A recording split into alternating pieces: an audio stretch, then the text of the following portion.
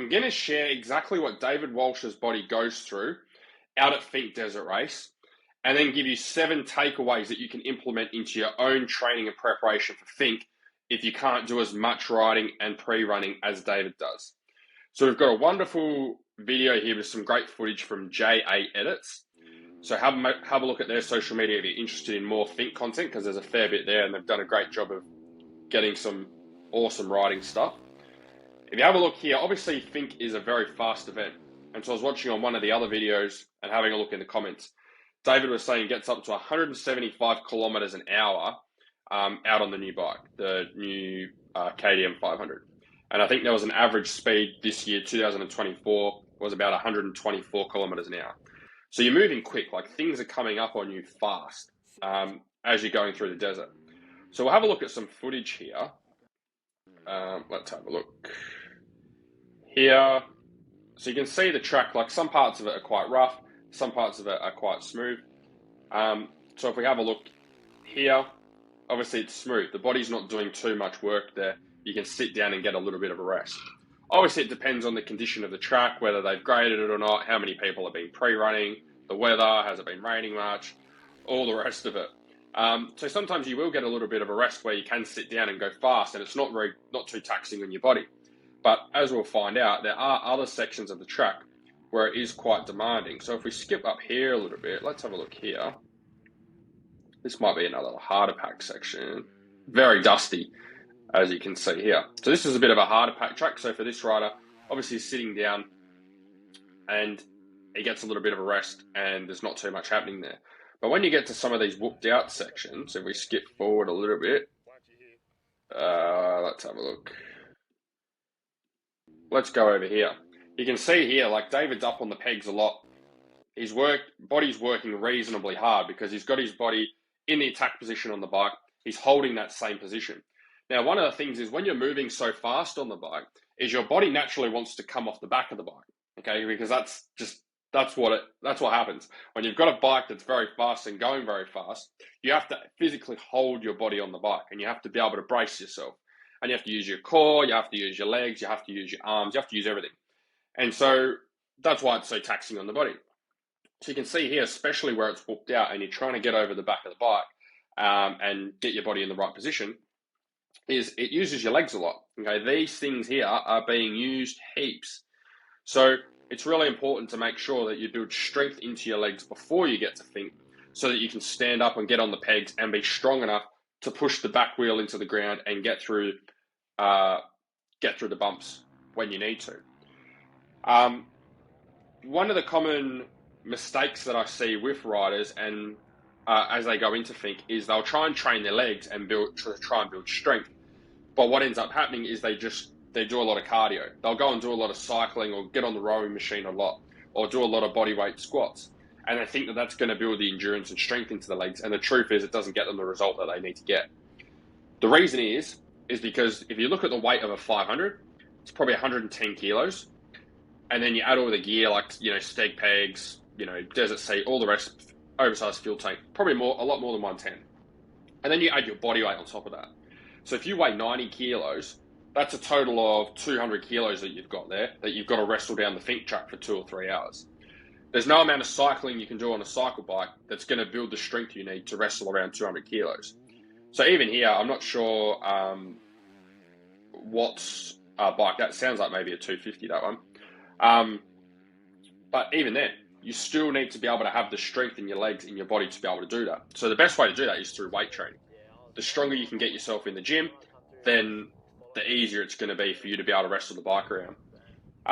For these guys, they might not do as much weight training. Like David's he's a bigger bloke as it is. And I'm sure he does some gym training, but the less riding you do, the more you've got to try and make up for that another way. So for these guys, if they're doing lots of riding and lots of pre-running, lots of testing, they're building a lot of that strength and fitness just through riding all the time.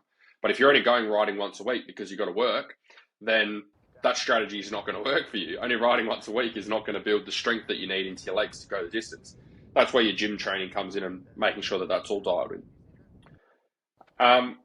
The other thing to look at as well is obviously you've got to hold the same positions for a long period of time when you're out on the track. So if we have a look at here, See, he's in the same position, similar position, all the way, all the way, all the way, all the way, all the way. And that takes effort to be able to hold that position. And so one of the things that happens with a lot of Finke guys is they'll get lower back issues when they go and race, or when they go and pre-run, or when they go and ride. And the reason is because you're in this position. If you look where David is here, is in the general attack position, right? You're bent over at your back for a long period of time, for 2 to 3 hours, pretty much, because you're in that position for a large part of the race. Now, oftentimes the lower back is not the actual problem. The problem is not that the lower back is weak, because the lower back muscles are relatively small. What happens when people get a sore lower back, or riders get a sore lower back, is it usually comes on towards the end of the race. It doesn't happen in the first few minutes. It happens later on. And they think that it's their lower back. They think they need to go and do like lower back exercises in the gym and get their lower back stronger and do all that sort of stuff. But the lower back muscles are only small muscles. They're not designed to do much work. They're not designed to wrestle around this 200 kilo package. So what's the problem then? The problem is, if we go back there, I'll just use David as an example. Let's get it forwards a little bit more. It's in slow-mo, that's cool. So the reason that the lower back starts to get fatigued is because these muscles up here and these muscles down here start to fatigue and drop off. So when you're riding the bike, like you can see here, David's using his legs to be able to grip the bike. He's got a special technique that he uses with his feet and legs to lock his knees in and all that, and that's all great for the riding technique side. But you need to be able to maintain that technique all the way through the race, right? And that means you've got to have the body to be able to do that. So what happens for riders is once their legs start to go and they start to get into different positions, now they're holding themselves in the attack position because that's the position they need to be in on the bike to be able to ride well. But their legs aren't doing the work anymore. And these think about the size of your legs and the muscles in your legs and in your hamstrings up here and in your ass. Like they're big muscles, right? Compared to your lower back muscles, which are only relatively small. So you want these big muscles doing all the work. But the thing is, if they're slacking off and they're not doing the work because they're getting tired and fatigued at the hour mark, then what that means is the other muscle groups need to take over. And that's when the smaller muscle groups start to get overworked. And once your lower back starts to go and starts to get fatigued and get cooked, you can't really recover from that for the rest of the race because you're just going to keep loading it up, loading it up, loading it up. And so that's why it's so important to get your legs stronger and build strength here using weight training if you can't ride all the time, and also getting your upper body here nice and strong, getting your upper back strong, getting your arms and shoulders strong, using exercises in the gym that get your whole body working. And the only way to be able to do that is using weight training. There's no amount of push-ups that you can do that are going to build the strength that you need to wrestle around 200 kilos at 175 kilometers an hour. This is like a little bit of a rougher section, but as you can see there, like the legs are being used a heap. Okay, really driving that back wheel into the ground before there's a little smoother section there. Another thing to notice is probably the camelback. I don't know if David's got it on here. He might have it. I think he usually puts it under his jersey. But with your camelback, that's your best opportunity to be able to fuel your body nutrition-wise. So obviously they're just pre-running here and just doing some testing. But what you put in your camelback is one of the tools that you can use to fuel your body. Everyone focuses so much on the oversized fuel tank and, how many fuel stops am I going to have and how big's the tank going to be and how long can I ride for with this amount of fuel. And everyone geeks out over all that stuff. But then when it comes to the rider's body, everyone's just like, oh yeah, I might have a couple of lollies at the fuel stop. And that's the strategy. And it's like, well, we've got an ad here, so I'll just let that run. I'll put that on pause while I chat. That's all well and good to be able to say, I'm going to have a couple of lollies. But the rider, once the bike's all set up, it's up to the rider. On race day, the most important thing is the rider. The fuel stuff's easy to map out. It's making sure that the rider actually has the stamina, the energy, the fuel there to be able to go the distance. So one of the strategies we use with our races for Finke is there's two strategies. Guys that are comfortable putting a camelback straw in their mouth while they're riding and going at these stupid speeds, they can just put Powerade in their camelback. You want to have 30 to 50 grams of carbs for every hour of riding. So roughly a bottle of Powerade every hour. So if you're riding for 3 hours or going to be out at Finke for 3 hours, then you want to have 3 bottles of Powerade in your camelback and you want to make sure you get through all of that. That's going to give your body all the carbs that you need. Otherwise, what happens, if you aren't getting the right fuel in, carbohydrates, and you're not topping them up, you're just going to get that feeling of like hitting the wall. People go, oh yeah, I got to that hour mark and then I was just cooked. I felt like I had nothing. That's because your body's run out of carbohydrates. Doesn't matter how much training you've done. The other strategy you can use is use carb gels at your fuel stops to fuel up. While you're getting fueled up, have your carb gels. But again, you've got to make sure that you're getting plenty of carb gels in and getting enough carbs in to go the distance. Otherwise, you're going to get that hitting the wall feeling, and then it's just shit. You're just in defensive mode for the whole race. Let's put the sound back on. The other thing's focus. Like if you look here, we go back and have a look at some of this riding footage. Like look at the level of focus that David has on the track, right? Your focus has to be sharp, sharp, sharp the whole way through, because when you're going 175 kilometers an hour, even if you're not going that fast, let's say you're a bit slower and you're going, I don't know, 100, 120 kilometers an hour, okay? Still very fast. Like things are coming up on you so fast. The track feels like it's very narrow and very small. And when there's bumps, you'll see bumps or rocks or things that have come up, and before you know it, they're there and you're over it and you're past it. So when you lose your focus, that's when those mistakes happen. That's when you're asking for trouble, because you're not able to react as quick. You're not able to pick things up as quick. And because you're moving so fast, you don't have a whole heap of time to change your mind and think about it. You have to be bang, bang, bang, bang, bang, all the way down the track, very, very fast and sharp. And there's one thing that will there's two things actually, that will affect your focus more than anything else. Number one is not fueling your body correctly. When you start to get lethargic and get fatigued and get tired and your mind's elsewhere and you get distracted, that's when you start to make mistakes and the bike's kicking around and you know that the big one's coming if you don't slow up. The other thing is just fatigue in general from the fitness and strength side.